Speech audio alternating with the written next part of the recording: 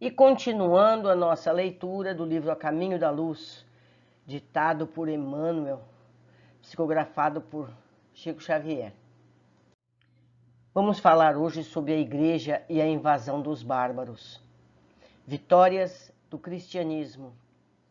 Constantino, no seu caminho de realizações, consegue levar a efeito a nova organização administrativa do Império, começada no governo de Diocleciano,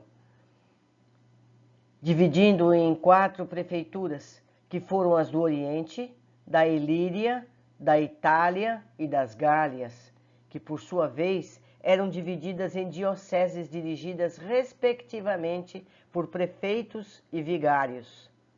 Com a influência do vencedor, na ponte Milvius, efetua-se o Concílio Ecumênico de Nicéia para combater o cisma de Ário, padre de Alexandria, que negara a divindade do Cristo. Os primeiros dogmas católicos saem, com força de lei, desse parlamento eclesiástico em 325. Fim do reinado de Constantino, aparecem os seus filhos que lhe não seguem as tradições. Em seguida, Juliano, sobrinho do imperador, eleva-se ao poder tentando restaurar os deuses antigos, em detrimento da doutrina cristã, embora compreendesse a ineficácia do seu tentamen. Mas, por volta do ano 381, surge a figura de Teodósio, que declara o cristianismo religião oficial do Estado, decretando simultaneamente a extinção dos derradeiros traços do politeísmo romano. É então que todos os povos reconhecem a grande força moral da doutrina do crucificado, pelo advento da qual milhares de homens haviam dado a própria vida no campo do martírio e do sacrifício. Vendo-se o imperador, em 390, ajoelhar-se humildemente aos pés de Ambrósio, bispo de Milão, a penitenciar-se das crueldades com que reprimia as revoltas dos telanocienses. Primórdios do catolicismo. O cristianismo, porém, já não aparecia com aquela mesma humildade de outros tempos. Suas cruzes e cálices deixaram entrever a cooperação do ouro e das pedrarias, mal lembrando-os a madeira tosca da época gloriosa das virtudes apostólicas.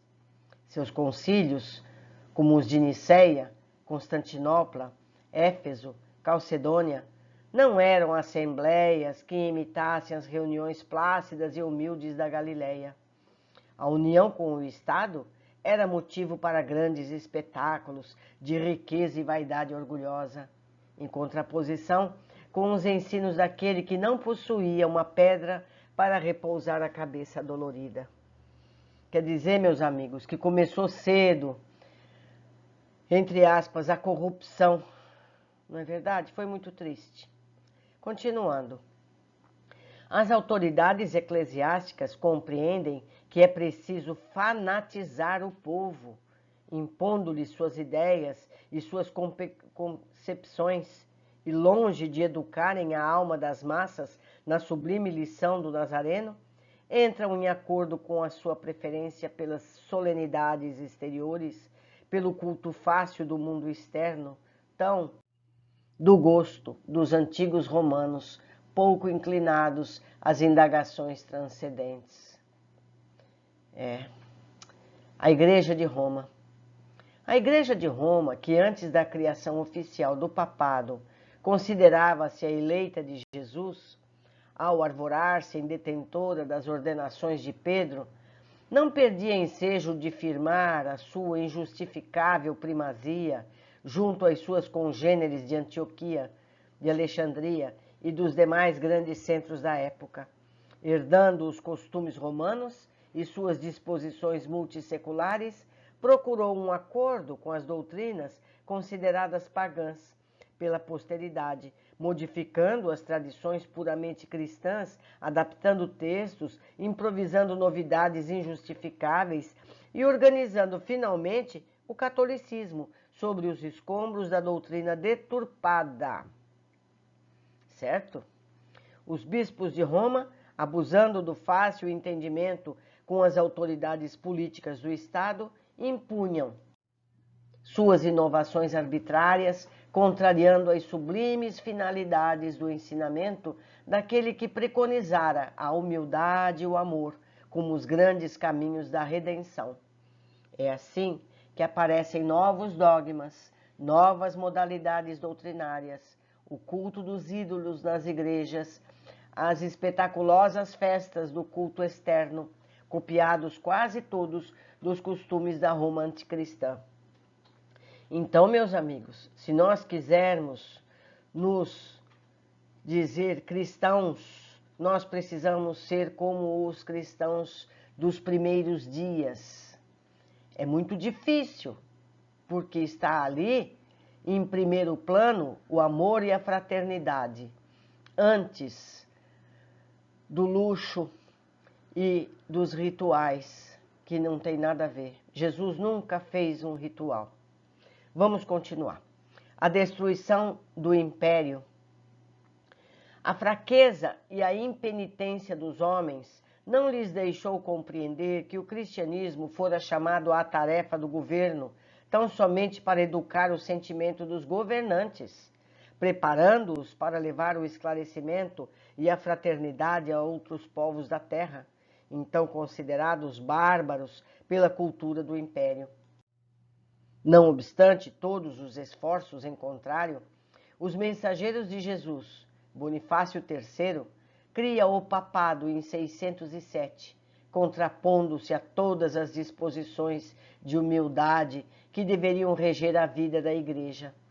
As forças do mal, aliadas à incúria e vaidade dos homens, haviam obtido um triunfo relativo e transitório. Os gênios do espaço, todavia, a claridade soberana da misericórdia do Senhor, reúne-se no infinito, adotando providências novas concernentes ao progresso dos homens. Todos os recursos haviam sido prodigalizados a Roma, a fim de que as suas expressões políticas e intelectuais se estendessem pelo orbe, abrangendo todas as gentes no mesmo amplexo de amor e de unidade. Sua alma coletiva, no entanto, havia deturpado todas as possibilidades sagradas de edificação e renegado todos os grandes ensinamentos. Advertências penosas não lhe faltaram no alto, como nos acontecimentos inesquecíveis e dolorosos do Vesúvio, nas cidades de Campânia. Séculos de luta e de ensinamento se haviam escoado, sem que a alma do império se compenetrasse dos seus deveres necessários. É então que Jesus determina a transformação do império, organizado e poderoso. Suas águias orgulhosas haviam singrado todos os mares. O Mediterrâneo era propriedade sua. Todos os povos se lhe curvavam para a homenagem e para a obediência. Mas uma força invisível arrancou-lhe todos os diademas, tirou-lhe as energias e lhe reduziu as glórias a um punhado de cinzas. Até hoje, o espírito que investiga o passado inquire o motivo desses sinistros arrasamentos. Mas a verdade é que todos os fundamentos da terra residem em Jesus Cristo. Invasão dos bárbaros. Essas determinações do Cristo, verificadas após o reinado de Constantino, foram seguidas das primeiras grandes invasões com os visigodos, que, fugindo dos hunos, transpõem o Danúbio e estabelecem-se no oriente do império, penetrando depois na Grécia e na Itália, espalhando flagelos e devastações. Debalde surgem as vitórias de Estilicão, porque em 410 atingem elas as portas de Roma, que fica entregue ao saque e às mais duras humilhações. Em 405, é Radagásio que parte à frente de 200.000 soldados e demanda da cidade imperial, sendo vencido, porém, roubando as mais fortes economias romanas. As provas expiatórias do império prosseguem numa avalanche de dores amargas. Aparecem as correntes bárbaras dos álanos, dos vândalos, dos suevos, burgúndios. Em 450, os hunos, comandados por Átila, atacam as Gálias, perseguindo populações pacíficas e indefesas. A unidade imperial perde a sua tradição para sempre. Com as suas vitórias, funda Clovis a monarquia dos francos. Os bretões, oprimidos pela invasão e privados do auxílio dos exércitos romanos, apelam para os saxônios, que povoam o sul da Jutlândia, organizando-se posteriormente a heptarquia anglo-saxônia. O que Roma deveria fazer com a educação e o amparo perseverantes, aqueles povos rudes e fortes vinham reclamar por si mesmos. A grande cidade dos Césares poderia ter evitado a catástrofe do desmembramento, se levasse a sua cultura a todos os corações, em vez de haver estacionado tantos séculos à mesa farta dos prazeres e das continuadas libações. Razões da Idade Média. A queda do Império Romano determinara no mundo extraordinárias modificações. Muitas almas heróicas e valorosas que se haviam purificado nas lutas depuradoras, não obstante o ambiente pantanoso dos vícios e das paixões desenfreadas, ascenderam definitivamente os planos espirituais mais elevados, apenas voltando às atmosferas do planeta para o cumprimento de enobrecedoras e santificantes missões. A desorganização geral, com os movimentos revolucionários dos outros povos do globo terrestre, que embalde esperam o socorro moral do governo dos imperadores, originaram um longo estacionamento nos processos evolutivos. É aí, nessa época de transições, que agora atinge as suas culminâncias, que vamos encontrar as razões da Idade Média, o período escuro da história da humanidade. Só esses ascendentes místicos da civilização pôde explicar o porquê das organizações feudais, depois de tão grandes conquistas da mentalidade humana.